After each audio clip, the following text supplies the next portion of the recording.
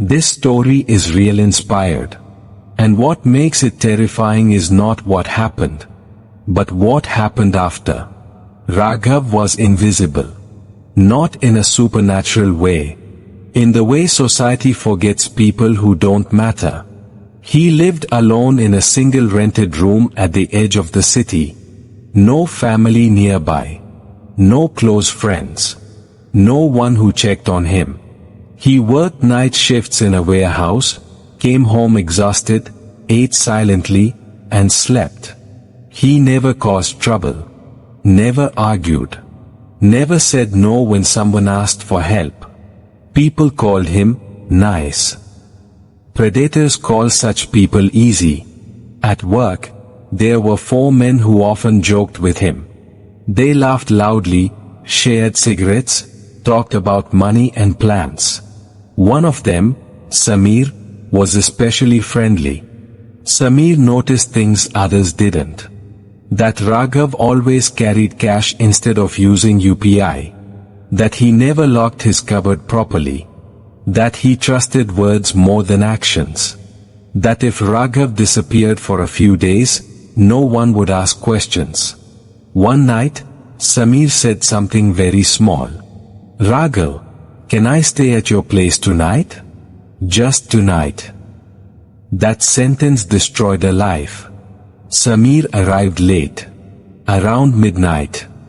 But again, he wasn't alone. 2 more men followed him in. Their faces were calm. Calm. Raghav felt fear rise in his chest, but he ignored it. He didn't want to appear rude. People like him never do. They drank. Talked softly. Smiled. Then the door was locked. The room became silent. Raghav opened his mouth to speak. And a metal rod crushed into his ribs. The pain didn't come immediately. First came shock. Then screaming, muffled by a dirty cloth forced into his mouth. They didn't rush. That was the worst part. They tied him slowly. Tightened the rope gradually. Watched his eyes fill with tears. They asked questions in a normal tone, like they were discussing dinner. How much money?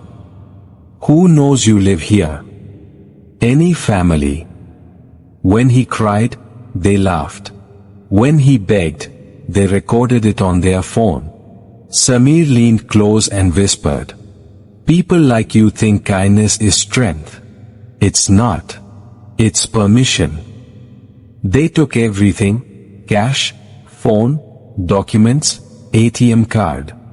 But still, they didn't leave. Because money was never the main reason. Silence was. One of them said, "If he survives, he talks." Another replied, "Then don't kill him. Break him." They beat him until he couldn't recognize his own screams. They stopped only when his body stopped reacting. When Raghav woke up, he was lying near a drain, wrapped in plastic. Ants crawled on his face. His throat burned. His body felt like it wasn't his anymore. He tried to scream. No sound came out. His vocal cords were damaged. He survived, but not fully. In the hospital, the police came. They asked questions. Raghav wanted to speak. He wanted revenge. But fear is louder than pain. The men knew where he lived. They knew he was alone. Samir had sent a message from Raghav's phone before throwing it away. "Remember, surviving once doesn't mean surviving twice." Raghav stayed silent. The case went cold. The men walked free. Months passed. Raghav returned to his room. Same walls. Same door. Same darkness. But now, every sound felt like a threat. At night, he would wake up sweating, feeling ropes on his hands. He stopped trusting knocks on the door. He stopped trusting people. Then one evening, he saw Samir across the road. Smiling. Samir raised his hand slowly, and waved. That wave destroyed something inside Raghav forever. Today, Raghav is alive. But he doesn't speak. He doesn't smile. He doesn't help anyone. And when asked why he never reported them, he wrote one sentence on paper. They didn't take my life. They made sure I would never live again. This story is not about violence.